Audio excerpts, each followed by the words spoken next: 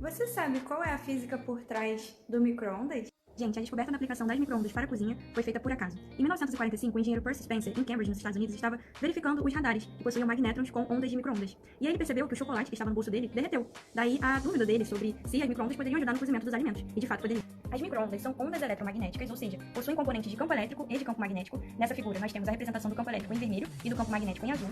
E nós podemos perceber que o campo elétrico fica oscilando o seu sentido, ou seja, ora ele está para cima, ora ele está para baixo. Além disso, como nós estamos tratando de micro-ondas, essas ondas são de comprimento micro, ou seja, de alta frequência, na faixa de 2,45 GHz.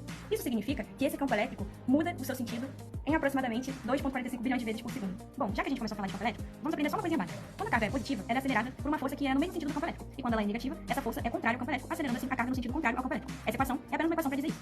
Em geral, as comidas que nós esquentamos possuem moléculas de água líquidas. E essas moléculas, compostas por hidrogênio e oxigênio, são polares, ou seja, possuem polos positivos e negativos. Por quê? O oxigênio é mais eletronegativo, então ele tem mais afinidade por elétrons, criando assim um polo negativo na molécula de água, enquanto os hidrogênios criam um polo positivo nessa molécula. Como nós vimos, as cargas positivas e negativas se alinham ao campo elétrico devido à força elétrica, ou no sentido do campo, ou no sentido contrário a ele. Então nós vamos ter várias moléculas de água se alinhando ao campo elétrico, e esse campo elétrico oscila, então elas ficam sempre nessa tendência de ficar se alinhando ao campo elétrico, e com isso elas batem umas nas outras, ou seja, aumentando a agitação molecular que está justamente ligada à temperatura. Com isso, a energia potencial elétrica, então, é transformada em energia térmica para os nossos alimentos, que ficarão bem quentinhos depois de todo esse processo.